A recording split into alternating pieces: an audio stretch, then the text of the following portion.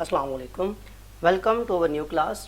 आज की इस वीडियो में हम क्लास 6 का chapter number 1 primes, highest common factor, lowest common multiple and integers के बारे में पढ़ना स्टार्ट करेंगे।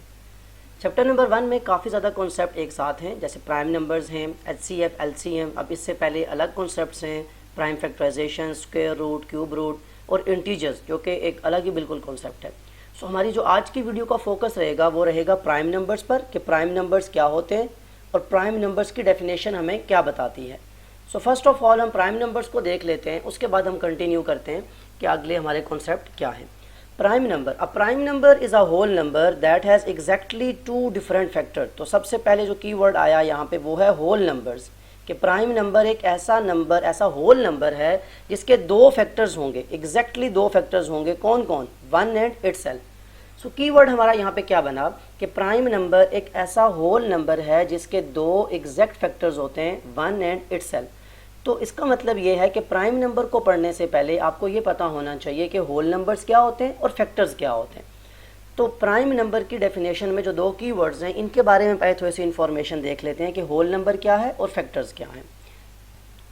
सो whole numbers are a set of numbers, कह रहा है ये भी एक सेट ऑफ नंबर्स होते हैं that includes all the natural numbers along with zero. मतलब ये हुआ कि ये वो ऐसे सेट ऑफ नंबर्स हैं जिसमें नेचुरल नंबर्स आते हैं और उसके साथ ज़ीरो को ऐड कर दिया जाता है। अब नेचुरल नंबर्स क्या होते हैं, आपको ऑलरेडी पता होगा इस बात का कि नेचुरल नंबर्स वो काउंटिंग नंबर्स होते हैं जिससे हम किसी भी चीज़ को काउंट करते हैं, कि आपकी अपने कुछ क्वांटिटीज़ हैं जो आपने काउंट करनी है, starting from 1 2 3 up to so on. और जैसे कभी काउंटिंग ख़त्म नहीं होती, ऐसे ही कभी नेचुरल नंबर भी ख़त्म नहीं होते।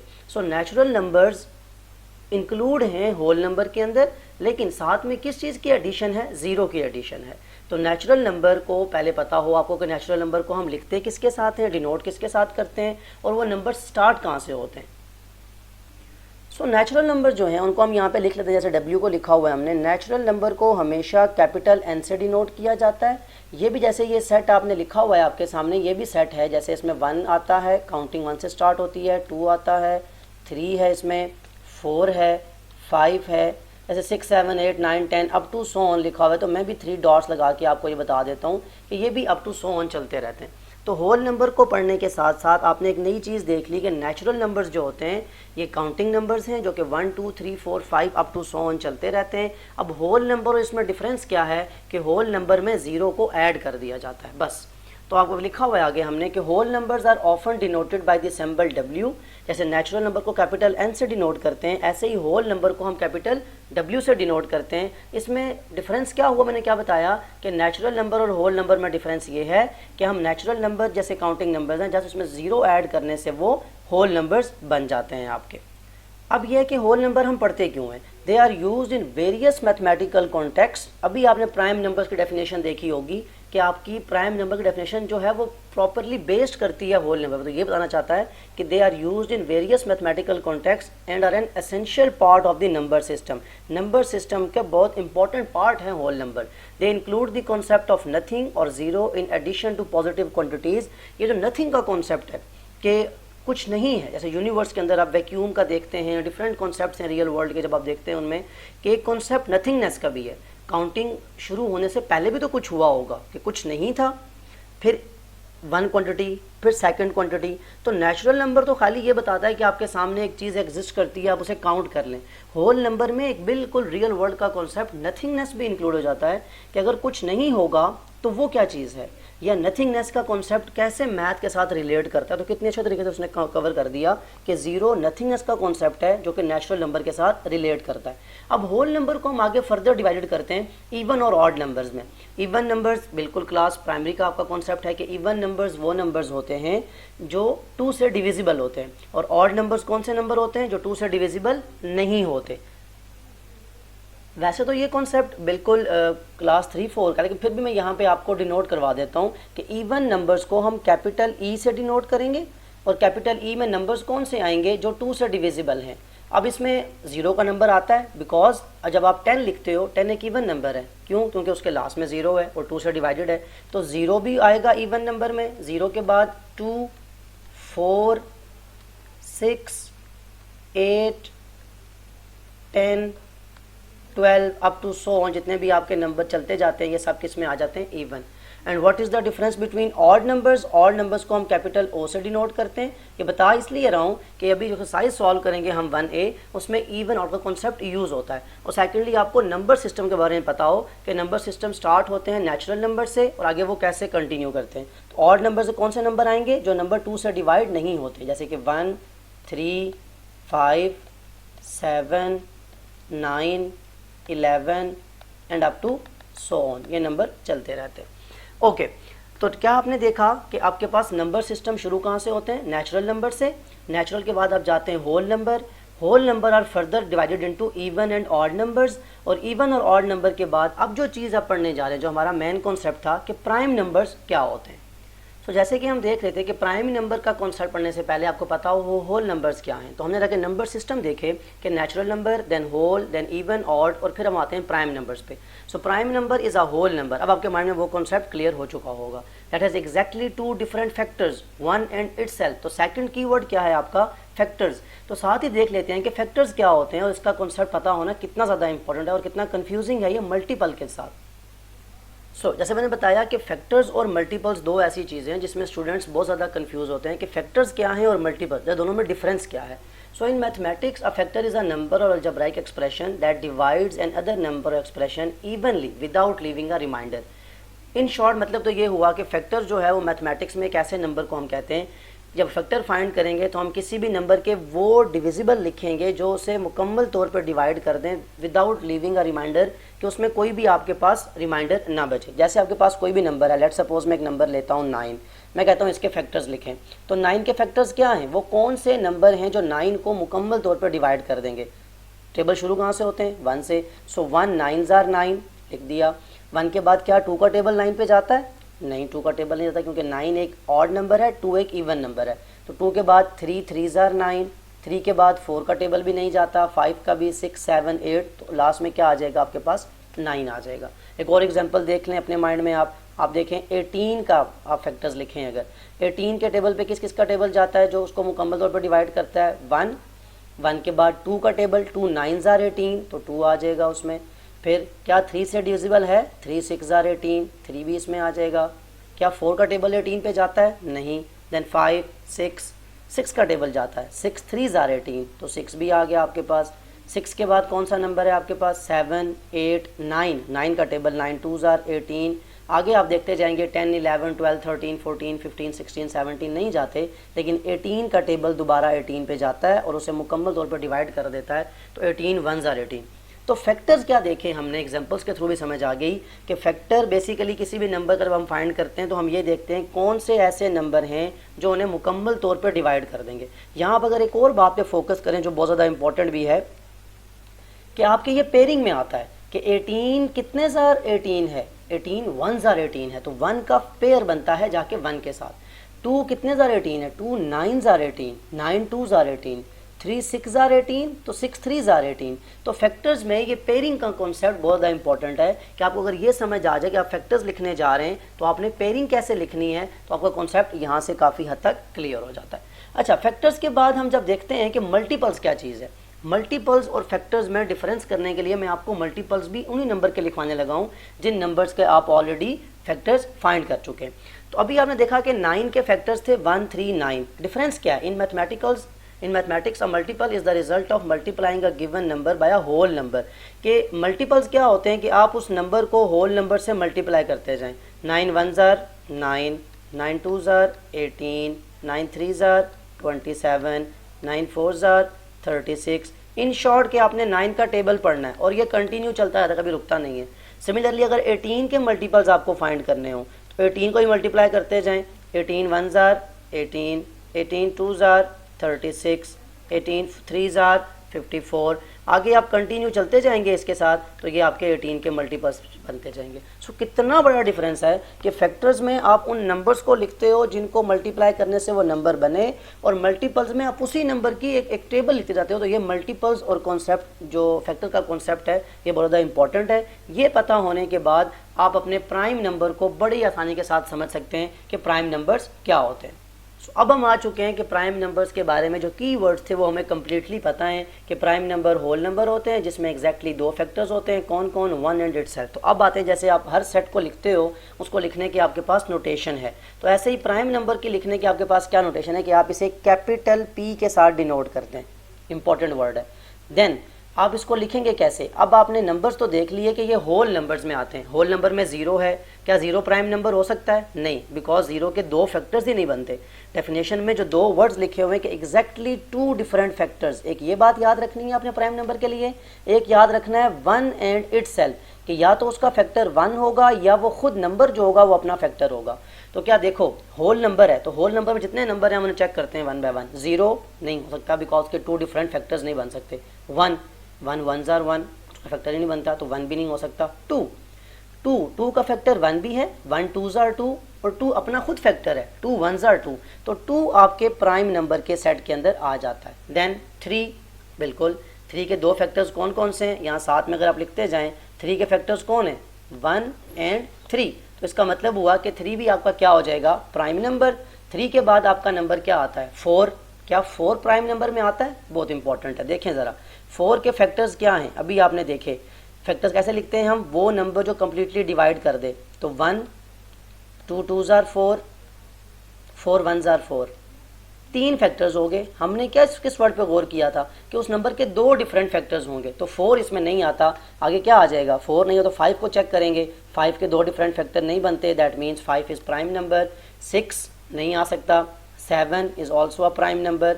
आगे इस नंबर को आप जब कंटिन्यू चेक करते जाते हैं तो ये आपके प्राइम नंबर्स आ जाते हैं। प्राइम नंबर्स के साथ ही सेकंड वर्ड है कंपोजिट नंबर, इसके साथ बिल्कुल जैसे इवन ऑड आपस में जुड़े हुए हैं, इसी तरह प्राइम और कंपोजिट नंबर्स जो हैं ये भी आपस में जुड़े हुए हैं। कंपोजिट नंबर को कैपिटल C से डिनोट करते हैं, और कंपोजिट नंबर की डेफिनेशन ये है कि जो नंबर प्राइम नहीं होंगे वो क्या होंगे, कंपोजिट। दैट मीन्स आपका वन क्या है, कंपोजिट नंबर है। जो फोर प्राइम नंबर में नहीं आया, फोर आपका कंपोजिट नंबर है। सिक्स प्राइम में नहीं आया तो सिक्स कंपोजिट नंबर है। एट प्राइम नहीं है तो कंपोजिट है, एट प्राइम नहीं है तो कंपोजिट है।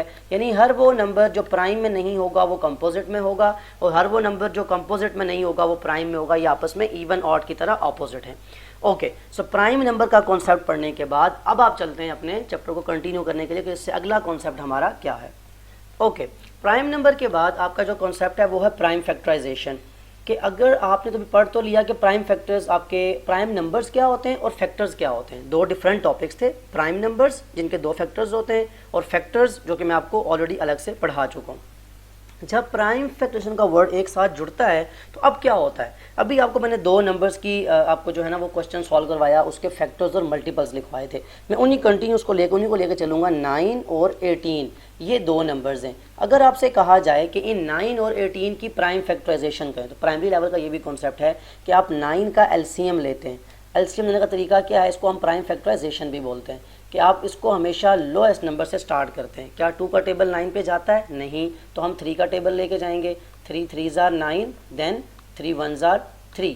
तो 9 के प्राइम फैक्टर्स क्या हुए, 9 इज इक्वल टू 3 और 3, जिनसे ये मल्टीप्लाई होके बना है, इसे हम लिख लेंगे 3 मल्टीप्लाई बाय 3। तो 9 के आपने दो प्राइम फैक्टर्स निकाले जो कि हैं 3 और 3। अब वहाँ पे 9 का क्या था, ज़रा फैक्टर में जाके पीछे वीडियो में देखें कि 9 के जो फैक्टर्स थे वो थे 1, 3 और 9। लेकिन जब प्राइम फैक्टर की बात आई तो ना यहाँ 1 आया ना यहाँ 9 आया। सिमिलरली अगर आप 18 को देखें, 18 का भी वर्ड लिखा हुआ है। 18 की अगर हम प्राइम फैक्टराइजेशन करते हैं, क्या मैंने बताया, सबसे लोएस्ट नंबर से स्टार्ट करते हैं। 2 9 जार 18, देन 3 3 जार 9, देन 3 1 जार 3। तो 18 के जब फैक्टर्स लिखेंगे आप, 18 is equal to 2 multiply 3 multiply 3। तो कितना बड़ा डिफरेंस आ गया। फैक्टर्स की फॉर्म में लिखते हुए 18 के फैक्टर्स कुछ यूं डिनोट होते थे, मैंने अभी लिखवाए भी थे आपको कि 18 के फैक्टर्स होंगे 1 2 3 6 9 और 18, और 9 के फैक्टर्स लिखवाए थे 1 3 और 9। ये अगेन इसलिए लिखवा रहा हूँ ताकि आपके लिए कॉन्सेप्ट बड़ा इंपॉर्टेंट है और ये समझ आ जाए कि फैक्टर्स में और प्राइम फैक्टर्स में डिफरेंस क्या है। कि अगर आप गौर से देखें तो 9 के जो ये फैक्टर्स लिखे हुए हैं, 3 क्या था? Prime number. यानी फैक्टर और प्राइम फैक्टराइजेशन में डिफरेंस ये है कि फैक्टर्स में हम सब नंबर्स को ले आते हैं, चाहे वो प्राइम हो चाहे वो कंपोजिट हो, लेकिन जब हम किसी नंबर की प्राइम फैक्टराइजेशन करते हैं तो हम सिर्फ वो नंबर लेके आते हैं जो कि प्राइम नंबर्स हों। जैसे 9 के प्राइम फैक्टर में 3 आ रहा है, कोई आपसे पूछे कि 9 के फैक्टर्स क्या हैं तो आप उनको ये बताएंगे। कोई आपसे पूछे 9 की प्राइम फैक्टराइजेशन करें या 9 के प्राइम फैक्टर बताएं, तो 9 का प्राइम फैक्टर जो है वो 3 है। 9 का प्राइम फैक्टर 3 है। 2 दफ़ा लिखा हुआ है तो मतलब ये नहीं कि 2 दफ़ा है, नहीं, वो तो 3 मल्टीप्लाई बाय 3 आ रहा है, उसका प्राइम फैक्टर 3 ही होगा। कोई आपसे पूछे 18 का प्राइम फैक्टर क्या है, तो 18 के प्राइम फैक्टर 2 हैं। कौन कौन? 2 और 3।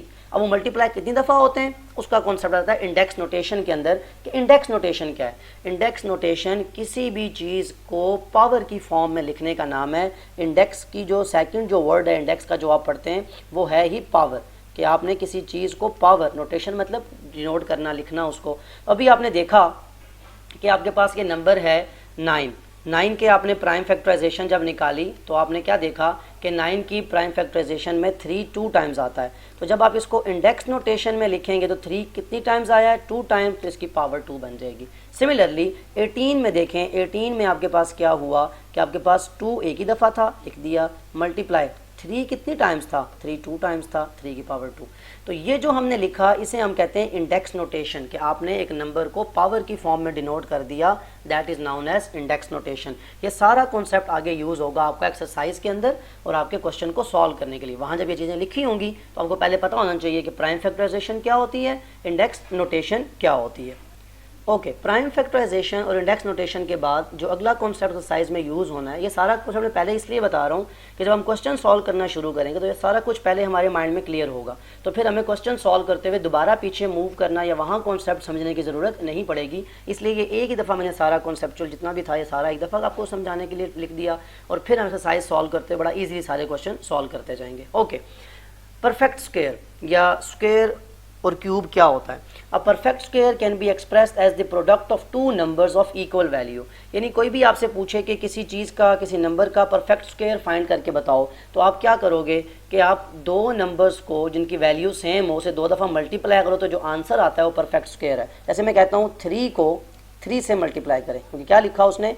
2 नंबर्स ऑफ इक्वल वैल्यू, यानी 2 नंबर होंगे और उनकी वैल्यू क्या होगी? सेम। इसकी वैल्यू 3 है ना, तो 3 मल्टीप्लाई बाय 3, आंसर क्या आएगा? आंसर आएगा 9। तो ये 9 क्या है? ये परफेक्ट स्क्वायर है। किसका? 3 का। तो हम लिख सकते हैं 9 is a perfect square of 3। इस तरह आपके पास बेशुमार एग्जाम्पल, जितने नंबर को आप मल्टीप्लाई करते जाएं, 4 मल्टीप्लाई 4 करेंगे तो आंसर क्या आएगा? 4 4 ज़ार 16, यानी 16 क्या है? परफेक्ट स्क्वायर है 4 का। Similarly 5 multiply by 5, 7 multiply by 7, तो जितने भी आपके पास नंबर आएंगे 25 is a perfect square of 5। अब मैं डायरेक्ट लिखने लगा हूँ ज़रा एक नंबर, 81 किसका परफेक्ट स्क्वायर होगा? 81 is a perfect square of किसका? 9। वेरी गुड, आपने माइंड में सोचा होगा कि 81 कैसे आता है? 9 मल्टीप्लाई 9 से। जब 2 सेम नंबर्स को मल्टीप्लाई किया जाए तो जो आंसर आता है उसे आप कहते हो परफेक्ट स्क्वायर। परफेक्ट क्यूब बड़ा इजी है। A perfect cube can be express as the product of 3 numbers of equal value. मैंने 3 को लिखवाया था पहले, तो वही मैं एक एग्जांपल को लेके इसलिए चल रहा हूँ कि आपके लिए वो समझने में बहुत ज़्यादा इजी हो जाता है। तो 3 मल्टीप्लाई 3 मल्टीप्लाई 3, 3 3 ज़ार 9, 9 3 ज़ार 27, यानी 27 is the perfect cube of 3। जैसे यहाँ पे था 9 is the perfect square of 3, 27 is the perfect cube of 3। बस ये वर्ड का चेंज है। बाकी जैसे आप 2 नंबर्स को मल्टीप्लाई करते थे सेम वैल्यू वाले, वैसे जब आप 3 नंबर्स को मल्टीप्लाई करते जाएंगे तो जो आंसर आता जाएगा वो आपके पास, जैसे 5 मल्टीप्लाई 5 मल्टीप्लाई 5, 5 5 ज़ार 25, 25 5 ज़ार 125, ये आप अलग से डिवीजन भी कर सकते हैं, मल्टीप्लिकेशन सॉरी, तो आपको पता चल सकता है कि 25 5 ज़ार 125 होता है। तो कोई आपसे पूछे तो आपने क्या देखा कि 125 is the perfect cube of 5, क्योंकि ये 3 दफ़ा 5 को मल्टीप्लाई करने से बनता है। सो परफेक्ट स्क्वायर और परफेक्ट क्यूब का कॉन्सेप्ट पता होगा तो हम अगला जो उसके साथ ही वर्ड लिखा हुआ था square roots and cube roots, इनके बारे में पढ़ सकते हैं, बिकॉज हमने एक्सरसाइज 1 में इसके क्वेश्चन सॉल्व करने हैं।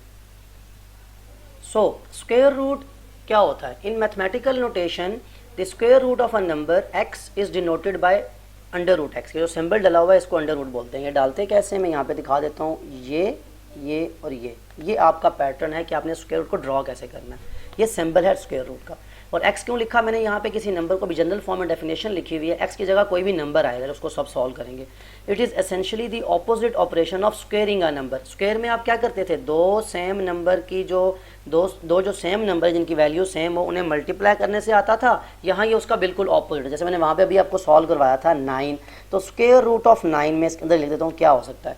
तो सबसे पहले आप क्या करेंगे, 9 की प्राइम फैक्टराइजेशन। अब आप देखेंगे कैसे जो मैंने आपको कॉन्सेप्ट समझाए वो सारे एक दूसरे के साथ इंटरलिंक्ड थे कि 3 3 जार 9, 3 1 जार 3, दैट मीन्स स्क्वेयर रूट 9 को आप लिख सकते हो स्क्वेयर रूट के अंदर ही 3 मल्टीप्लाई बाय 3। अभी आप पीछे पढ़ के आए थे। देन अभी आपने पढ़ा इंडेक्स नोटेशन में हम इसको लिख सकते हैं 3 की पावर 2, बिकॉज ये 2 टाइम्स मल्टीप्लाई हो रहा है। तो यहाँ आके वो सारे कॉन्सेप्ट मिलते हैं जो मैं आपको बता रहा था कि आपके लिए पढ़ना ज़रूरी है। अब यहाँ पे आपने एक बहुत इंपॉर्टेंट बात याद रखनी है कि स्क्वेयर और स्क्वेयर रूट आपस में ऑपोजिट होता है, इसीलिए यहाँ पे उसने ये वर्ड यूज़ भी किया था, it is essentially the opposite operation of squaring a number. तो स्क्वेयर और स्क्वेयर रूट आपस में ऑपोजिट हैं, इसलिए ये आपस में कैंसल आउट हो जाते हैं। तो 9 का स्क्वेयर रूट क्या आएगा, 3। जैसे 3 का स्क्वायर क्या था 9, तो 9 का स्क्वायर रूट क्या होगा 3। तो बिल्कुल आपको बड़ा एक एग्जांपल जो आपने पीछे की थी उसी के थ्रू समझ आ गई कि स्क्वायर और स्क्वायर रूट का कॉन्सेप्ट क्या होता है। डिफरेंट एग्जांपल्स हैं, डिफरेंट के थ्रू आप कर सकते हैं। अगर आपके पास कोई नंबर है, लेट्स सपोज 64, अब 64 का अगर आपसे कहा जाए कि आप इसका स्क्वायर रूट फाइंड करें, तो 64 का सबसे पहले आप क्या करेंगे, उसकी प्राइम फैक्टराइजेशन करेंगे। प्राइम फैक्टराइजेशन स्टार्ट कहाँ से करते हैं हम, 2 3 जार 6, 2 2 जार 4, 2 1 जार 2 कैरी गया, 2 6 जार 12, 2 8 जार 16, 2 4 जार 8, 2 2 जार 4 एंड देन 2 1 जार 2। अब डिफरेंट लोग डिफरेंट तरीके से स्क्वायर रूट को सॉल्व करवाते हैं, लेकिन ये सबसे बेस्ट तरीका है जो आपके लिए कॉन्सेप्चुअली स्ट्रॉन्ग रहता है कि जो चीज़ आपने पढ़ी उसी को आप उसी तरीके से लिखने जा रहे हैं। तो 64 को मैं किस तरह लिख सकता हूँ, इसे मैं लिख सकता हूँ 2 मल्टीप्लाई 2, जितनी दफ़ा लिखूंगा कितने टाइम्स हैं, 1 2 3 4 5 6। तो मैं इसको 6 टाइम्स मल्टीप्लाई लिखने के बजाय क्या ये अच्छा नहीं है कि मैं इसको 2 की पावर 6 लिख लूँ, डायरेक्ट इंडेक्स नोटेशन की जो फॉर्म थी। कितना क्वेश्चन मेरे लिए ईजी हो गया। अब 2 की पावर 6 को मैं अगर इसको मैं 3 दफ़ा लिखूँ, यानी 2 की पावर 2 मल्टीप्लाई 2 की पावर 2 मल्टीप्लाई 2 की पावर 2, या इससे पहले अगर आपको ये कॉन्सेप्ट समझ नहीं आ रहा तो मैं यहीं पे ऊपर लिख देता हूँ कि 2 की पावर 6 को लिखने के बजाय आप अगर इसमें एक और काम करें कि आप 2 की पावर 6 को रेज करके आप इसकी जगह 2 मल्टीप्लाई 2 6 टाइम्स लिखें अगर, तो उससे आपको कॉन्सेप्ट शायद थोड़ा मज़ीद बेहतर समझ आ सकता है कि आपने 2 को 2 टाइम्स कैसे और क्यों मल्टीप्लाई किया। 1 2 3 4 5 6, तो इसको आपने जब 2 को 6 टाइम्स से इस चीज़ में कन्वर्ट किया क्यों, क्योंकि स्क्वायर और स्क्वायर रूट आपस में कटिंग हो सकती है, कोई और पावर कटिंग नहीं हो सकती आपकी। तो यहाँ से कितना इजी है कि आप 2 की स्क्वायर इसको अलग ले लेंगे, इसको हम अलग लिख सकते हैं जब मल्टीप्लिकेशन में हो, तो ये बात आपको पता होनी चाहिए। 2 स्क्वायर इसको अलग लिख लेंगे और जो लास्ट में 2 की पावर 2 रह गई है इसको हम अलग लिख लेंगे। अब क्योंकि हमें इसकी ज़रूरत नहीं है तो हम इसको अपने वहाँ से रेज कर देते हैं। ये अगर हम अपनी प्राइम फैक्टराइजेशन जो हमने की ये रेज कर दें, क्योंकि ये हमें कंफ्यूज कर रही है इसको सॉल्व करने में। तो हम इसको अब देख लेते हैं ज़रा क्लियर कि हमारे पास जो 6 टाइम्स 2 आया था उसे हमने लिखते टाइम्स कैसे लिखा, कि हम इसको 2 की पावर 2 में ले गए पहले और फिर हमने इसको मल्टीप्लिकेशन के अंदर 2 की पावर 2 और यहाँ पे स्क्वायर रूट। अभी मैंने क्या बताया आपको कि स्क्वायर और स्क्वायर रूट आपस में क्या है, ऑपोजिट। तो ये कटिंग और ये कटिंग, तो पीछे बचता क्या है आपके पास, 2 मल्टीप्लाई बाय 2 मल्टीप्लाई बाय 2, 2 2 जार 4, 4 2 जार 8। तो मतलब क्या हुआ कि 64 का स्क्वायर रूट क्या आता है, 8। कितना इजी हो गया कॉन्सेप्ट कि जैसे 8 का स्क्वायर 64 होता है, 64 का स्क्वायर रूट क्या होगा, 8 होगा।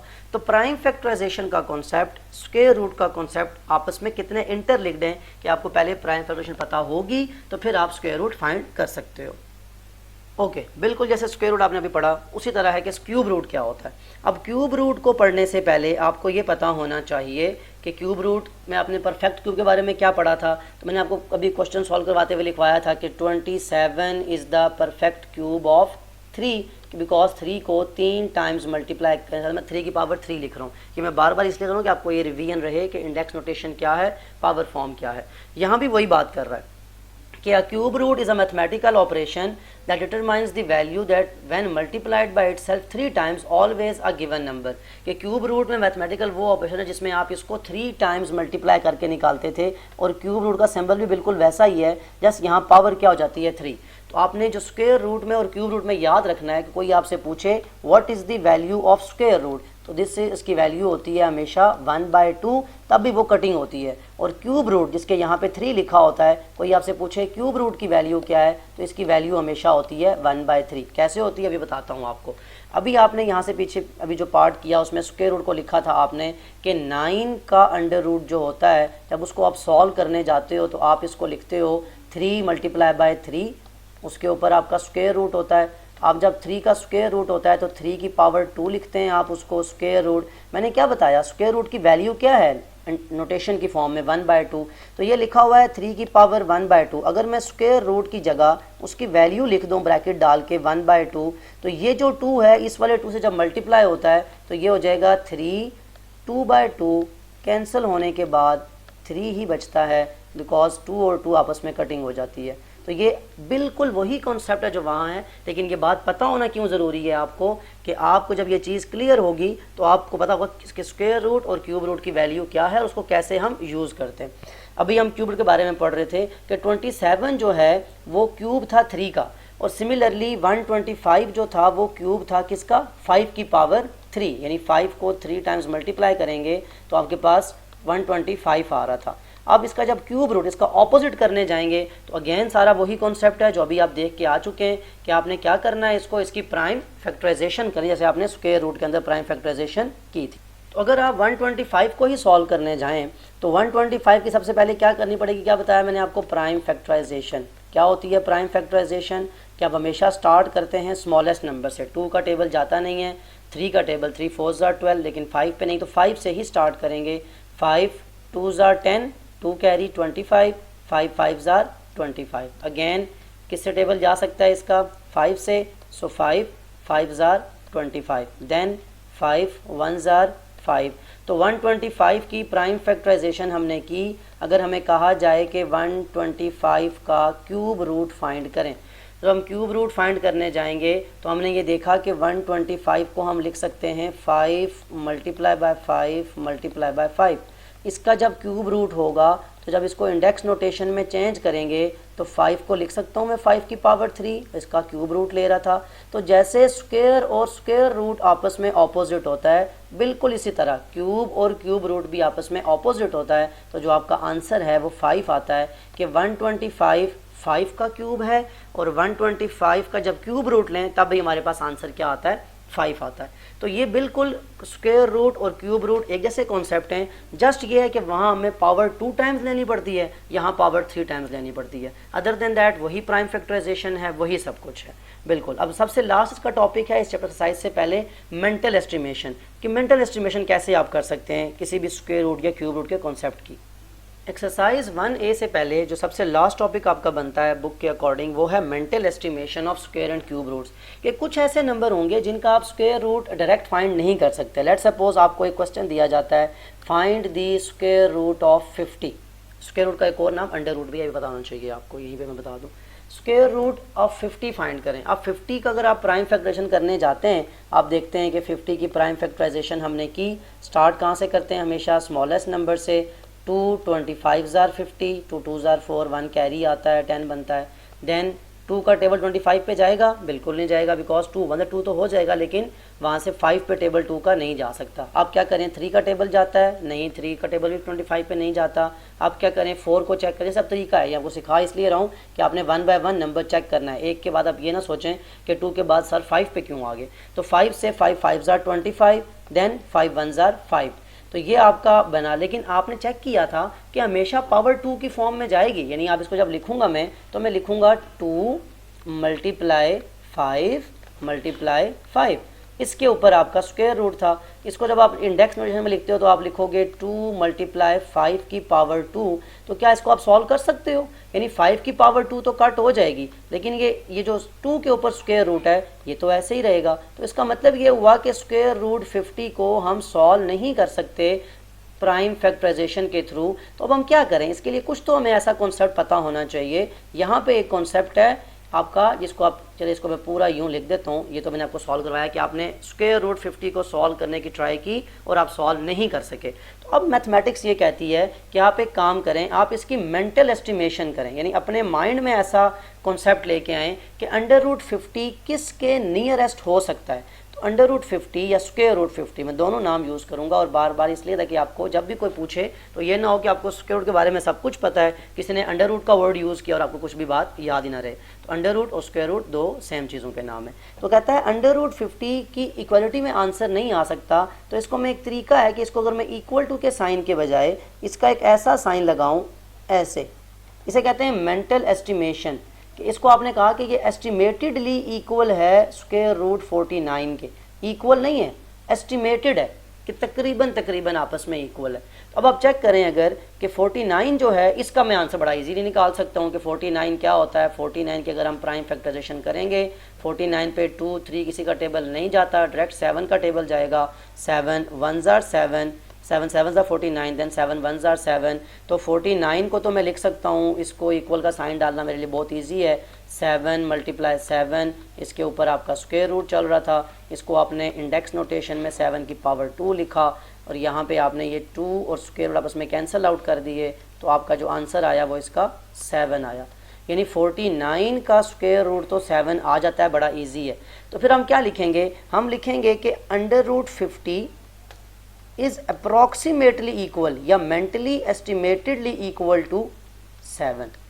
अगर आप कैलकुलेटर के थ्रू इसका आंसर चेक भी करेंगे तो अंडर रूट 50 जो होता है वो 7 पॉइंट समथिंग आएगा, उसको आप एस्टिमेटेडली इक्वल बोल सकते हो कि ये 7 के इक्वल है। ये कॉन्सेप्ट थोड़ा सा इस तरह से है कि आपको ऐसे नंबर जिनका एग्जैक्ट स्क्वायर रूट या क्यूब रूट नहीं आता, फिर आप क्या करते हो, आप उनकी मेंटल एस्टिमेशन करते हो। जैसे अभी आपने क्यूब रूट 125 का फाइंड किया था, अगर क्यूब रूट 130 का कहा जाए तो वहाँ आप क्या करेंगे, यहाँ आके ये सारे कॉन्सेप्ट आपस में मिक्सअप होते हैं कि आपने मेंटल एस्टिमेशन को। तो आपने अभी तक कॉन्सेप्ट वाइज क्या सीखा, एक दफ़ा मैं रिवाइज करवा दूं और साथ ही फिर मैं आपको एक्सरसाइज 1 पे लेकर चलता हूं। जस्ट 2 मिनट्स की रिवीजन है कि आपने पहले नंबर सिस्टम देखे, नंबर्स में आपने नेचुरल नंबर देखे, होल नंबर, फिर होल नंबर डिवाइड हुए इवन और ऑड में, फिर प्राइम नंबर्स पे आप गए, फिर प्राइम फैक्टराइजेशन, और वो प्राइम फैक्टराइजेशन जो है वो आपकी लिंक्ड है स्क्वायर और क्यूब रूट के साथ। तो मूव करते हैं एक्सरसाइज 1A की तरफ। Okay, exercise 1A question number 1। सबसे पहले हम देखते हैं determine whether each of the following is a prime और अ कंपोजिट नंबर। वही सबसे पहला कॉन्सेप्ट जो आपका था वो यहाँ पे यूज़ हो गया कि आपके 4 नंबर दिए जा रहे हैं 87, 67, 73 और 91। आपने बताना है कि क्या ये नंबर प्राइम है या कंपोजिट हैं। तो अब आपके लिए सबसे पहले तो आप सोल्यूशन में आएंगे, पार्ट ए को सॉल्व करना जब शुरू करते हैं आप, पार्ट ए है आपका 87। अब 87 के बारे में प्राइम या बताना है हमने कंपोजिट, तो उससे पहले ये पता हो कि क्या ये इवन है या ऑड है। वो क्यों पूछ रहा हूँ आपसे कि इवन नंबर जो होते हैं वो 2 से डिविजिबल होते हैं, तो जो नंबर 2 से डिविजिबल होगा वो तो ऑटोमेटिकली आपका प्राइम नंबर बन ही नहीं सकता, बिकॉज 2 के बाद आप चेक करें, मैंने आपको प्राइम नंबर लिखवाए थे कि पीछे कॉन्सेप्ट में देखें कि 2 के बाद 3 आता है, 5 आता है, 7 आता है, 11 आता है, कहीं भी इवन नंबर नहीं आता। इवन नंबर सिर्फ एक ही है, ये भी बड़ा इंपॉर्टेंट है। कोई आपसे पूछे कि कोई एक ऐसा नंबर बताएं जो इवन भी है और प्राइम भी है, तो वो 2 है कि 2 इवन में भी आता है और प्राइम में भी। अदर देन दैट कोई इवन नंबर प्राइम नंबर में नहीं आता। तो 87 क्या है, 87 के लास्ट में क्या आ रहा है, 7, तो 7 क्या था, ऑड, तो 87 भी क्या हो जाएगा, ऑड। बड़ा शॉर्टकट तरीका है आपको ऑड नंबर चेक करने का। तो सबसे पहले तो आपने ये देख लिया कि आपका ये जो नंबर है ये आपका नहीं है, 87 जो है ये ऑड नंबर है, इवन नंबर नहीं है, इसका मतलब है कि 2 से डिविजिबल नहीं हो सकता। अब 87 को कंपोजिट या प्राइम चेक करने के लिए बहुत से लोग मेथड अप्लाई करते हैं कि एक तो ये कि आप इन दोनों नंबर का सम कर लें, 8 + 7, आंसर चेक करें क्या आता है। अगर तो वो डिविजिबल बाय 3 हुआ, जैसे आप देखें 8 + 7, सबसे पहले तो ये कि 87 2 से डिविजिबल नहीं है, तो 8 + 7 15 होता है, और 15 इज़ डिविजिबल बाय 3, यानी 15 डिवाइडेड बाय 3 आप करें तो आंसर 5 आता है। इट मीन्स ये पूरे का पूरा डिविजिबल बाय 3 है। चेक कर सकते हैं आप कि 87 3 से डिवाइड हो सकता है या नहीं। 3 2s are 6, माइनस किया 2 आया, 7 नीचे, 3 9s are 27, तो दैट मीन्स 3 87 को डिवाइड कर रहा है। तो जब 87 के फैक्टर्स लिखे जाएंगे, आगे हमें देखने की ज़रूरत ही नहीं है, जो पहला मेन पॉइंट है प्राइम नंबर का कि उसके फैक्टर्स 2 होने चाहिए, तो इसके फैक्टर 2 से ज़्यादा आ रहे हैं। 1 और 87 हर नंबर के 2 फैक्टर होते ही होते हैं, कौन, 1 और वो खुद। उसके अलावा आपने देखना होता है कोई और नंबर उसका फैक्टर है। यस, अभी हमने देखा कि 3 को 29 से मल्टीप्लाई करें या 29 को 3 से करें 87 बन जाएगा। दैट मीन्स आपके पास 4 फैक्टर हो गए, तो आपने कह दिया no, this is a composite number. So 87 is a composite number, ये आपने उसको बता दिया। मतलब क्या हुआ कि आप क्वेश्चन को जब लेके चलेंगे, अब शॉर्ट इसके डिफरेंट तरीके हैं कि कोई इसको डिवाइड करता है डिफरेंट नंबर से, पहले 3 से चेक करेंगे, फिर चेक करेंगे 4 से, फिर चेक करेंगे 5 से, ऐसे। और कोई ये शॉर्टकट टेक्निक्स हैं कि 8 + 7 = 15। मैंने आपको ये टेक्निक भी बता दी, और जो प्रॉपर डिवीजन की जो टेक्निक है वो भी बता दी आपको कि कैसे आप किसी भी नंबर को चेक कर सकते हैं। सो 87 के बाद नेक्स्ट नंबर है आपका 67, उसको चेक करते हैं कि वो प्राइम है या कंपोजिट। सो नेक्स्ट पार्ट है आपके पास पार्ट बी, दैट इज 67। 67 को देख लेते हैं कि 67 आपका प्राइम नंबर है या कंपोजिट। अगेन 67 इवन है या ऑड, लास्ट में 7 आ रहा है, that mean this is an odd number. तो 67 किसी भी इवन नंबर से डिवाइड होता है, बड़ा आसान है आपके लिए। देखें, अब आपने 67 को ना तो चेक करना है 2 से, ना चेक करना है 4 से, ना चेक करना है 6 से, यानी किसी भी ऑड नंबर को आप इवन नंबर से चेक करने की ज़रूरत नहीं, बिकॉज आपको ऑलरेडी पता है कि कोई ऑड नंबर इवन नंबर से डिवाइड नहीं होगा। तो बड़ा सिंपल है, जब इसको सोल्यूशन लिखने पर आप आते हैं बी पार्ट का, तो आप क्या करेंगे, 67 को आपने चेक करना है कि इसका कंपोजिट है या प्राइम है। तो 67, 6 + 7 टेक्निक मैंने बताई थी आपको, तो 6 + 7 = 13 and 13 is not divisible by 3, यानी 3 का टेबल 13 पे नहीं जाता। फिर एक और तरीका है कि क्या ये लास्ट में जो नंबर लिखा हुआ है ये 0 है या 5।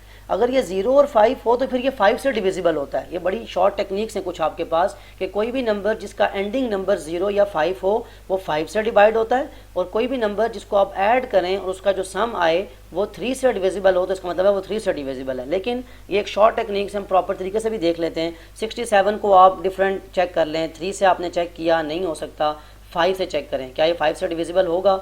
5 1s are 5, 1 कैरी, 1 माइनस किया तो 1 बचता है 17, 5 का टेबल 17 पे नहीं जाता, दैट मीन्स 5 से ये चेक नहीं हो सकता। अगेन और कौन सा नंबर आपके माइंड में आता है 5 के अलावा, क्या 6 से डिविजिबल होगा, नहीं, 6 तो इवन नंबर है। 7 से चेक करें, 7 का टेबल 7 9s are 63 होता है, 7 से भी डिविजिबल नहीं है। 7 के बाद 9 से चेक करें, 9 7 63, उससे भी नहीं है। 11 से चेक करें, 11 6s are 66। तो आप डिफरेंट नंबर से चेक करते जाएंगे, जब 66 से आप ऊपर चले गए, अब 11 6s are 66, इस पर अगर ये डिविजिबल नहीं है इसका मतलब है किसी भी नंबर पर डिविजिबल नहीं है। अब 13 करेंगे वो तो बहुत ही लेंथी नंबर आ जाएगा।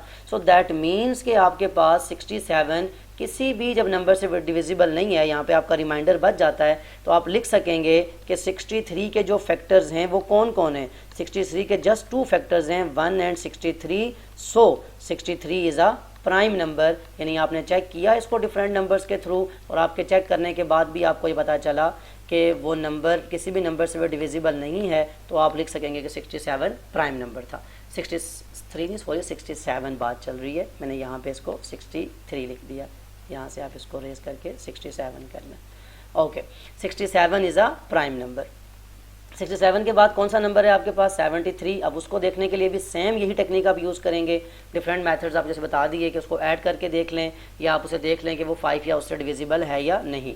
सो सी पार्ट है आपके पास 73। जब सी पार्ट का सोल्यूशन करेंगे, आप पहले सी पार्ट लिख लें ताकि आपको पता हो कि 1 बाय 1 हम क्वेश्चन को लेके चल रहे हैं पार्ट बाय पार्ट।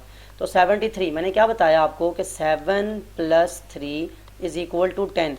क्या 10 से 3 से डिविजिबल है, no it is not divisible by 3। तो इसका मतलब है ये 3 तो डिवाइड नहीं हो रहा, ये बात तुम्हारे माइंड से निकल गई। क्या इसका एंडिंग 0 या 5 हो रही है, नो 0 और 5 पे एंडिंग नहीं हो रही, दैट मीन्स ये 5 से भी डिविजिबल नहीं है। तो 73 की एंडिंग 3 पे हो रही है, that is it is an odd number. सबसे पहले तो आपको ये बार बार मैं इसलिए बता रहा हूँ कि आपको ऐसे क्वेश्चन अक्सर ऑब्जेक्टिव में आ जाते हैं, तो ये कुछ शॉर्ट टेक्निक्स हैं जिससे आप चेक कर सकते हो। सबसे पहले आप इसको देख लिया करें कि ये ऑड है या इवन। अब ऑड नंबर को चेक करने के आपके पास डिफरेंट मेथड्स हैं कि ऑड नंबर को आपने चेक किससे करना है। ओके, अब आप ऑड नंबर को 73 को डिवाइड करते जाएं। 73 को आप अभी मैंने बताया था आपको कि चेक किया 3 से नहीं हो रहा, 5 से। 5 का टेबल ऑब्वियसली नहीं जाएगा बिकॉज एंडिंग 0 या 5 नहीं है। 5 के बाद क्या आता है 7 1s are 7 तो हो जाएगा, लेकिन 3 पे टेबल नहीं जाएगा, तो अगेन वही प्रॉब्लम। 7 के बाद आप 9 पे चेक करें, ये 1 बाय 1 चेक करने का है। कैलकुलेटर अगर आपके स्कूल्स में अलाउड है तो आप वो यूज़ कर सकते हैं, अगर नहीं है अलाउड तो फिर तो आपको डिवीजन का प्रोसेस ही लेके चलना है कि 9 8 72 होता है, और 72 से जब ऊपर चले गए आप, अभी आपकी डिवीजन नहीं, मैंने क्या बताया था अभी आपको, अब जब आप 11 से करेंगे तो 11 7 77 तो नंबर ही इससे बिगर हो गया।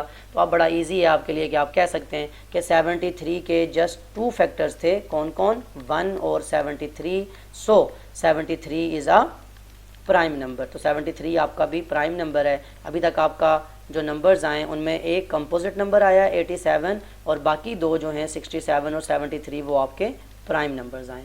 लास्ट पार्ट है आपका वो है 91, उसको चेक करते हैं ज़रा। सो लास्ट पार्ट आपका डी पार्ट है। डी पार्ट क्या था, 91। डी पार्ट को पहले लिख लेते हैं ताकि आपको क्वेश्चन का प्रॉपर पैटर्न पता हो। ये मैथमेटिकल तरीका ये है कि आप स्टेप वाइज क्वेश्चन करें, फिर आपके मिस्टेक के चांसेस नहीं होते। पहले आपने डी पार्ट लिखा, सोल्यूशन लिखा। अब 91 के एंडिंग में 0 या 5 नहीं है, that means it is not divisible bye 5। 9 + 1 क्या होता है, 9 + 1 10 होता है, and 10 is not divisible by 3। तो आपके माइंड से 3 और 5 दो नंबर तो निकल ही गए कि ना तो ये 3 से डिविजिबल हो सकता है, ना ये 5 से डिविजिबल हो सकता है। तो ये आप अपने माइंड से इसका कॉन्सेप्ट निकाल दें कि ना ये 3 से डिविजिबल है ना 5 से। अब आपने किससे चेक करना है इसको, जो भी आपके माइंड में डिफरेंट नंबर आ सकते हैं आप उनसे देखते जाएं। इस वजह से भी हम कर रहे थे इन कॉन्सेप्ट्स को। 91 अगर कैलकुलेटर अलाउड है, मैं बार बार कह रहा हूँ, तो फिर तो आप वैसे चेक कर सकते हैं। अदर देन दैट आपको यही टेक्निक्स अप्लाई करनी है। 3 और 5 के बाद क्या आता है, 7। 7 का टेबल तो चेक करते हैं। 7 1 ज़ार 7, माइनस करेंगे 9 में से 7 गए 2 आता है, 1 नीचे आ गया, तो 7 3 ज़ार 21। ये तो पूरा डिवाइड हो गया। दैट मीन्स इसके फैक्टर्स क्या लिखे जाएंगे कि 91 के फैक्टर्स कौन कौन है, 1 और 91 तो फैक्टर होता ही होता है ना, ये तो अंडरस्टूड है। अदर देन दैट इसके फैक्टर्स कौन आए, 7 और 13। तो इसके कितने फैक्टर्स आ गए, 4। लेकिन हम क्या पढ़ के आए थे कि प्राइम नंबर कौन सा नंबर होता है जिसके सिर्फ 2 फैक्टर्स होते हैं। तो इसका मतलब है इसके 4 फैक्टर्स हैं, तो हम बड़ा इजीली लिख सकते हैं कि सो 91 इज़ अ कंपोजिट नंबर। तो 4 जो आपको पार्ट दिए हुए थे A B C D, उसमें से फर्स्ट और लास्ट जो है वो कंपोजिट है, और जो मिड के 2 नंबर्स हैं वो आपके प्राइम नंबर्स हैं। सो ये वो कॉन्सेप्ट है जो इवन और ऑड का और प्राइम और कंपोजिट का जो आप पीछे शुरू से पढ़ के आए थे, उसकी बेस पे आपने क्वेश्चन नंबर 1 को सॉल्व किया। मूव करते हैं क्वेश्चन नंबर 2 की तरफ। ओके, क्वेश्चन नंबर 2 में है कि find the prime factorisation of each of the following numbers leaving your answer in index notation. दो बातें उसने की हैं, प्राइम फैक्टराइजेशन की और इंडेक्स नोटेशन की। सॉल्व करना शुरू करते हैं। सबसे फर्स्ट पार्ट है आपका 72। जब 72 के आप सोल्यूशन पे आएंगे, 1 बाय 1 हम सॉल्व करेंगे इनको। प्राइम फैक्टराइजेशन क्या होती है, जो मैं रफ में कर रहा हूँ, ये आपको बिल्कुल अपने साथ देखना भी है, इसको समझना भी है। प्राइम फैक्टराइजेशन सबसे स्मॉलेस्ट नंबर से स्टार्ट करते हैं। 2 3 ज़ार 6, 1 कैरी, 2 6 ज़ार 12। अगेन 2 से डिवीजन हो सकती है। 2 1 ज़ार 2, कैरी आया 16, 2 8 ज़ार 16, देन 2 9 ज़ार 18। अब 2 का टेबल नहीं जाता तो 3 3 ज़ार 9, देन 3 1 ज़ार 3। तो आपने प्राइम फैक्टराइजेशन कर ली। उसको आप लिखते हुए क्या लिखेंगे कि 72 की प्राइम फैक्टराइजेशन की, तो 2 multiply by 2 multiply by 2 3 times, then 3 multiply by 3। ये आपकी प्राइम फैक्टराइजेशन है। जो लास्ट में उसने वो कहा था कि इसको इंडेक्स नोटेशन में भी लिखना है आपने, तो वो क्या होती है, पावर की फॉर्म। 2 की पावर 3, बिकॉज ये 3 टाइम्स मल्टीप्लाई हो रहा है, और 3 की पावर 2। बहुत आसान हो गया। अगर आपको कॉन्सेप्चुअल पीछे से बड़ा जो वो पूरी जो वीडियो आपने देखी हो, तो अभी आपके लिए क्वेश्चन सॉल्व करना बहुत ज़्यादा ईजी हो जाता है कि बिकॉज जस्ट आपने मल्टीप्लिकेशन की, प्राइम फैक्टराइजेशन, और उसको उस फॉर्म में आपने लिख दिया। मैं अगेन एक बात आपको याद करवाता हूँ कि प्राइम फैक्टराइजेशन के बारे में क्या पढ़ाया था मैंने आपको। कोई अभी आपसे पूछे ये क्वेश्चन सॉल्व करने के बाद कि बताएं 72 के प्राइम फैक्टर्स क्या हैं, तो 72 के 2 प्राइम फैक्टर्स हैं, कौन, 2 और 3। ये नहीं कहना कि 2 3 टाइम्स या 3 2 टाइम्स, नहीं, ये तो मल्टीप्लिकेशन की फॉर्म है।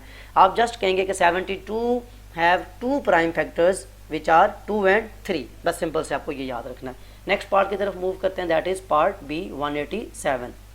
ओके, सो बी पार्ट क्या है आपका 187। अगेन वही मैंने जैसे तरीका बताया, पहले आप क्वेश्चन को लिखेंगे, फिर आप सोल्यूशन की फॉर्म में जाएंगे।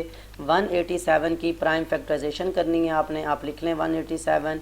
अब चेक करें कि क्या 2 का टेबल 187 पे जा सकता है, नहीं, बिकॉज लास्ट में ये 7 आ रहा है जो कि ऑड है, तो ऑड पे इवन का नंबर नहीं जाएगा। अब 3 से चेक करें। 3 6 ज़ार 18, 3 का टेबल भी नहीं जाता। देन 5 3 ज़ार 15, लास्ट में आपका 0 या 5 नहीं आ रहा। ये कुछ टेक्निक्स माइंड में रखनी है, बार बार रिवीजन करवा रहा हूँ मैं। फिर 5 के बाद 7 से चेक कर सकते हैं आप। 7 2 ज़ार 14, 4 कैरी, 47 पर टेबल नहीं जाता।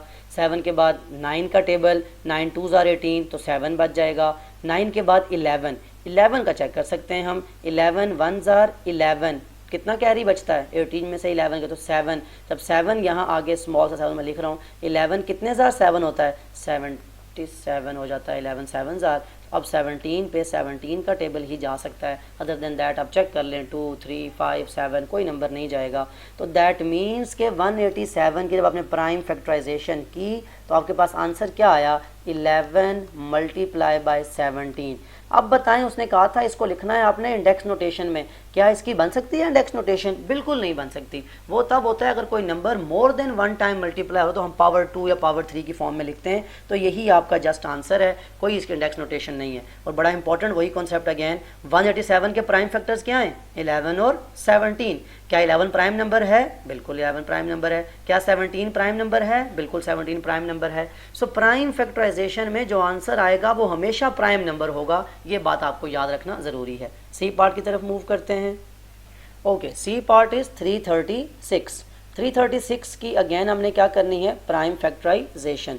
तो 336 अगेन टेबल आप चेक करें, लास्ट नंबर क्या है 6, जो कि इवन है तो 2 से डिवीजन हो सकती है।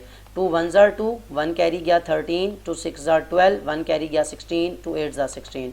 अगेन 2 8 ज़ार 16, 2 4 ज़ार 12, 2 4 ज़ार 8, 2 2 ज़ार 4, देन 2 2 ज़ार 4, 2 1 ज़ार 2। 21 पे 2 का टेबल नहीं जाता, दैट मीन्स हम अब 3 से चेक करेंगे। 3 7 ज़ार 21 एंड 7 1 ज़ार 7। यानी कोई आपसे पूछे कि 336 की आपने प्राइम फैक्टराइजेशन की थी तो आंसर क्या आया था, तो आपके पास आंसर आया है 2 multiply 2 multiply 2 multiply 2 4 times multiply 3 multiply 7। तो उसने आपको लास्ट में क्या कहा हुआ है कि उसने को आपने लिखना है इंडेक्स नोटेशन में, दैट मीन्स 2 4 टाइम्स है तो 2 की पावर 4 मल्टीप्लाई 3 मल्टीप्लाई 7। ये आपने प्राइम फैक्टराइजेशन करके इंडेक्स नोटेशन में उसका आंसर आपने उसको फाइंड करके दे दिया है। वही बात कि इसके प्राइम नंबर जो आएंगे, वो जो फैक्टर्स आएंगे वो प्राइम नंबर्स होंगे। मूव करते हैं डी पार्ट की तरफ। सो डी पार्ट है आपका 630। मैं यहीं पे इसीलिए इसको बार बार रेस करके लिख रहा हूँ कि आपको क्वेश्चन नज़र भी आ रहा होगा और आपको पता होगा कि आपने करना क्या है इसको। अगेन वही सोल्यूशन लिखें, अगेन वही आपकी प्राइम फैक्टराइजेशन होगी। 630 लास्ट में 0 आ रहा है, that mean this is an even number और इवन नंबर 2 से डिविजिबल्स होते हैं। 2 3 ज़ार 6, 1 2 1 ज़ार 2, 1 कैरी आया 10, 2 5 ज़ार 10। अब 5 आ गया जो कि डिविजिबल नहीं है, अब हम 3 से टेबल लेके जा सकते हैं। तो 3 1 ज़ार 3। अब यहाँ बहुत बड़ी मिस्टेक स्टूडेंट करते हैं कि 3 1 ज़ार 3, 3 5 ज़ार 15, जो कि बिल्कुल गलत है। जब 3 1 ज़ार 3 आप लेके चले गए और 1 पे 3 का टेबल नहीं जाता तो प्रॉपर लॉन्ग डिवीजन आपने की होगी, आपको पता होना चाहिए। ये बिल्कुल क्लास 2 3 का कॉन्सेप्ट है कि जब आप 3 1 ज़ार 3 करते हैं, आप इसको माइनस करते हैं, 1 आता है, तो ये जब 0 आता है 3 1 ज़ार 3, तो आप जब इस 1 को नीचे उतारते हैं यहाँ पे, तो 3 का टेबल 1 पे नहीं जाता। तो 5 को नीचे लाने से पहले आपको ऊपर 0 लगाना पड़ता है, फिर 5 नीचे आता है और 3 5 ज़ार 15।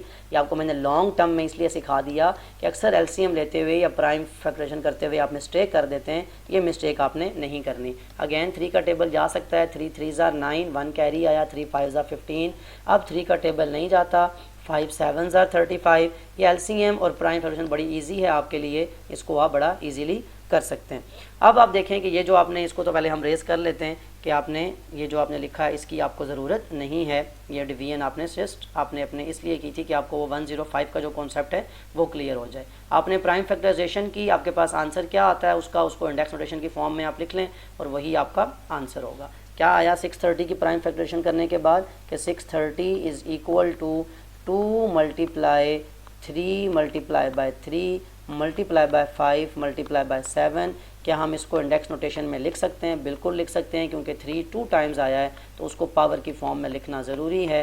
So that is your answer और यहीं आपका ये क्वेश्चन नंबर 2 कंप्लीट हो जाता है। मूव करते हैं क्वेश्चन नंबर 3 की तरफ। ओके, क्वेश्चन नंबर 3 में है कि find each of the following by using prime factorisation. अब यहाँ पे क्या है, 4 पार्ट्स हैं। फर्स्ट 2 में स्क्वायर रूट है, आप सिंबल के फॉर्म से देख सकते हैं, और सी और डी पार्ट में क्यूब रूट है आपका। सॉल्व करते हैं, उसने खुद ही आपको लिख के बता दिया। अगर वो ना भी कहे तो आपको पता होना चाहिए कि स्क्वायर रूट को आपने सॉल्व कैसे करना है, by using prime factorisation. A part का पहले हम सोल्यूशन करेंगे, दैट इज़ 1764 और इसके ऊपर सिंबल किसका है, स्क्वायर रूट का। तो 1764 की सबसे पहले हम करेंगे प्राइम फैक्टराइजेशन। जब आप 1764 की प्राइम करेंगे तो आप 2 से स्टार्ट करेंगे बिकॉज ये एक इवन नंबर है। 2 8 ज़ार 16, 1 कैरी आया, 2 8 ज़ार 16, 2 2 ज़ार 4। अगेन 2 से करेंगे, 2 4 ज़ार 8, 2 4 ज़ार 8, 2 1 ज़ार 2। अब 2 से कटिंग नहीं हो सकती, अब 3 से चेक करें। 3 1 ज़ार 3, 3 से कटिंग हो जाएगी तो 3 1 ज़ार 3 14 आया, 3 4 ज़ार 12, 2 बचा 21, 3 7 ज़ार 21। अब 147 अगेन 3 के टेबल से 3 4 ज़ार 12, 2 कैरी 27, 3 9 ज़ार 27 अगेन। अब 49 पे किसी का टेबल नहीं जाता सिवाय 7 के, सो 7 7 ज़ार 49 एंड देन 7 1 ज़ार 7। सो प्राइम फैक्टराइजेशन जब आपने की तो आपने देखा कि 1764 जो कि स्क्वायर रूट के अंदर लिखा हुआ था, इसको आप किसकी फॉर्म में लिख सकते हैं? स्क्वायर रूट के अंदर आप लिख सकते हैं 2 multiply by 2 multiply by 3 multiply by 3 multiply by 7 multiply by 7। अब 2 कितने टाइम्स है? 2 2 टाइम्स है, इसको लिख लें 2 मल्टीप्लाई बाय 2। 3 2 टाइम्स है, उसको लिख लें, और फिर 7 भी 2 टाइम्स है, उसको लिख लें। और इस सब के ऊपर क्या था? आपका स्क्वायर रूट। अब याद रखें कि जब ऐसे हो मल्टीप्लिकेशन की फॉर्म तो आप इसको ब्रेक डाउन करके अलग अलग लिख सकते हैं, यानी 2 स्क्वायर का अलग स्क्वायर रूट लिख सकते हैं, 3 स्क्वायर का अलग लिख सकते हैं, और 7 स्क्वायर का अलग स्क्वायर रूट लिखा जा सकता है। अब क्या होता है, ये कटिंग हो जाती है आपकी, स्क्वायर स्क्वायर रूट के ऑपोजिट है। तो आपको पता है कि ऊपर आप कॉन्सेप्ट में देख के आए थे कि ये कटिंग हो जाती है। तो आपके पास क्या आएगा? 2 मल्टीप्लाई बाय 3 मल्टीप्लाई बाय 7, 2 3 ज़ार 6, 6 multiply by 7 is equal to 42 which is your answer. So ये आपने पूरा क्वेश्चन सॉल्व करने के बाद थ्रू प्राइम फैक्टराइजेशन का आंसर लेके आए। आप बी पार्ट देखते हैं 5 7 6। ओके, बी पार्ट है आपका, बी पार्ट पहले लिख लें, that is under root 5 7 6। Again मैंने अंडर रूट का वर्ड यूज़ किया ताकि आपको ये स्क्वायर रूट अंडर रूट का कॉन्सेप्ट आपस में मिक्सअप हो और आपको पता हो कि स्क्वायर रूट अंडर रूट क्या होता है। 5 7 6 की आपने करनी है प्राइम फैक्टराइजेशन। अगेन अब आप ये एक इवन नंबर है, आप 2 से स्टार्ट कर सकते हैं। 2 2 ज़ार 4, 1 कैरी 17, 2 8 ज़ार 16, 1 कैरी 2 8 ज़ार 16। अगेन 2 से डिवीजन है, 2 1 ज़ार 2, 2 4 ज़ार 8, 2 4 ज़ार 8। अगेन 2 से है, 2 7 ज़ार 14, 2 2 ज़ार 4। अगेन 2 से है, 2 3 ज़ार 6, 1 कैरी 2 6 ज़ार 12। तो ये डिवीजन 2 से चलती जा रही है। 2 1 ज़ार 2, 1 कैरी 2 8 ज़ार 16, 2 9 ज़ार 18। अब 9 पे 2 का टेबल नहीं जाता, 3 3 ज़ार 9 और 3 1 ज़ार 3। अब आप इसको बजाय इसके कि आप इसको बहुत लेंथी फॉर्म में सारी मल्टीप्लिकेशन या डिवीजन को लिखें, क्यों ना मैं डायरेक्ट ही इसको इंडेक्स नोटेशन में लिख लूँ कि 2 मल्टीप्लाई बाय 2 2 टाइम्स, एक बार 2 टाइम्स लिख लें। बिकॉज क्यों लिख रहा हूँ मैं 2 टाइम्स के, ये स्क्वायर रूट से बाद में कट हो जाएगा। फिर 2 2 टाइम्स है तो इसको लिख लें, यानी ओवरऑल आपका चेक करते जाएं साथ साथ। और फिर लास्ट में 2 अगेन 2 टाइम्स है, इसको भी ऐसे ही लिख लें। देन लास्ट में आपका 3 2 टाइम्स है, उसको लिख लें। ओवरऑल 2 जो है वो 6 टाइम्स है और 3 2 टाइम्स है। इसके ऊपर आप मैंने क्या बताया, अगर मल्टीप्लिकेशन हो रही हो तो ये स्क्वायर रूट डिवीजन की फॉर्म है, स्क्वायर रूट को आप अलग जो है वो लिख सकते हैं नंबर्स की फॉर्म में। तो इसको जब 3 दफ़ा 2 की पावर 2 था उसको अलग लिख लिया, और लास्ट में जो 3 की पावर 2 था इसको अलग लिख लिया। स्क्वायर और स्क्वायर रूट आपस में ऑपोजिट होते हैं, वो कैंसिल आउट हो जाते हैं। हम पूरा कॉन्सेप्ट पीछे इसका देख चुके हैं। तो ये कटिंग होने के बाद आपका जो आंसर बचता है वो 2 multiply by 2 multiply by 2 multiply by 3 है। 2 2 ज़ार 4, 4 2 ज़ार 8, 8 3 ज़ार 24। तो 576 की जो प्राइम फैक्टर हमने की उसमें हमारा आंसर आया 24। मूव करते हैं पार्ट सी की तरफ। ओके, पार्ट सी में क्या है कि आपको अब क्यूब रूट फाइंड करना है। किसका क्यूब रूट फाइंड करना है? 3375 का क्यूब रूट। और स्क्वायर रूट और क्यूब रूट में डिफरेंस क्या है कि क्यूब रूट में यहाँ पे 3 लिखा होता है। सोल्यूशन उसने क्वेश्चन में खुद ही कह दिया था कि इसकी प्राइम फैक्टराइजेशन करें। अगर वो ना भी कहे तो आपको पता होना चाहिए कि हमने इसकी करनी प्राइम फैक्टराइजेशन ही है। सबसे पहले आप 3 से इसकी डिवीजन करें। 3 1 ज़ार 3, 3 1 ज़ार 3, 3 2 ज़ार 6, 1 कैरी 3 5 ज़ार 15, 1 1 2 5। अगेन चेक करें 3 से, ना हो तो हम कैंसिल आउट कर देंगे लेकिन हो जाएगा। 3 3 ज़ार 9, 2 कैरी 22, 3 7 ज़ार 21, 1 कैरी 15, 3 5 ज़ार 15। अब चेक करें 3 से, अगेन 3 1 ज़ार 3, यहाँ पे कैरी नहीं जाता। 3 2 ज़ार 6, 1 कैरी 3 5 ज़ार 15। अब 125 पे 3 का टेबल, क्योंकि 3 4 ज़ार 12 तो 5 पे टेबल नहीं जाएगा, सो हम 5 से स्टार्ट करते हैं। 5 2 ज़ार 10, कैरी गया 25, 5 5 ज़ार 25, अगेन 5 5 ज़ार 25 एंड 5 1 ज़ार 5। अब आपने जब इसकी प्राइम फैक्टराइजेशन की तो आपने देखा कि 3 3 7 5 को इंडेक्स नोटेशन की फॉर्म में आप वो स्टेप लिख सकते हैं कि आप इसको लॉन्ग टर्म में सही दफ़ा लिखें, नहीं तो आप डायरेक्ट भी लिख सकते हैं कि 3 3 टाइम्स है, मल्टीप्लाई 5 भी 3 टाइम्स है, और इसका आप क्या फाइंड कर रहे हैं? Cube root. मैंने क्या बताया, जैसे आप स्क्वायर रूट की फॉर्म में इसको अलग अलग लिख सकते हैं, वैसे ही इसको क्यूब रूट की फॉर्म में भी अलग अलग लिखा जा सकता है। जब अलग अलग लिखेंगे, जैसे स्क्वायर और स्क्वायर रूट आपस में ऑपोजिट होता है, ऐसे ही स्क्वायर और क्यूब रूट भी आपस में ऑपोजिट होता है। जो आपका आंसर आएगा वो आएगा 3 मल्टीप्लाई बाय, यहाँ 3 लिखा हुआ था और ये 3 आपस में 3 के साथ ख़त्म हुआ है क्यूब रूट के साथ।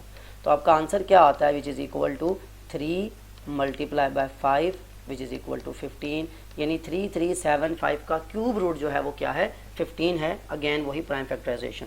मूव करते हैं डी पार्ट की तरफ। Okay, D part again cube root है। किसका क्यूब रूट है, 1728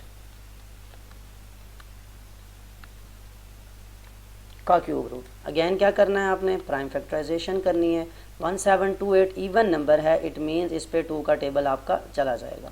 2 8 ज़ा 16, 1 कैरी, 2 6 ज़ा 12, 2 4 ज़ा 8, अगेन 2 4 ज़ा 8, 2 3 ज़ा 6, 2 2 ज़ा 4, अगेन 2 2 2 ज़ा 4, 1 2 6 ज़ा 12, अगेन 2 2 1 ज़ा 2। अभी आपको मैंने पिछले कॉन्सेप्ट में बताया कि अगर 1 पे टेबल ना जाओ तो हम क्या करेंगे, 0 लगा के 2 8 ज़ा 16, अगेन 2 से कटिंग हो सकती है, 2 5 ज़ा 10, 2 4 ज़ा 8, अगेन 2 से कटिंग हो सकती है, दैट इज़ 2 2 ज़ार 4, 1 कैरी, 2 7 ज़ार 14, अगेन अब 2 से कटिंग नहीं हो सकती, 3 9 ज़ार 27, 3 3 ज़ार 9 एंड 3 1 ज़ार 3।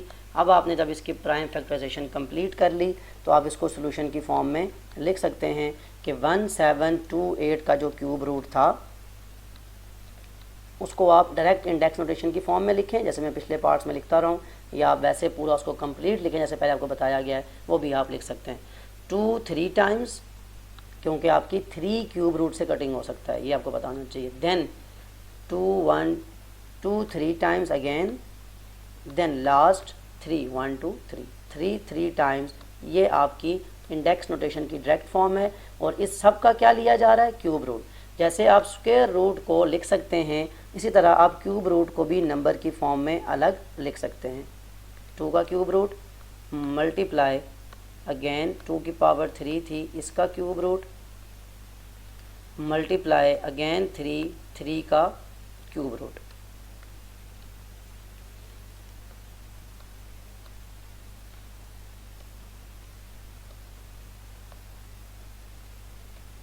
अभी हमने क्या देखा कि क्यूब रूट और स्क्वायर रूट आपस में कैंसल आउट हो सकते हैं, इन्हें आप कैंसल आउट कर दें। कैंसल आउट करेंगे जब 3 को 3 के साथ, तो आप देखेंगे कि आपका जो आंसर है वो आ जाएगा 2 मल्टीप्लाई बाय 3,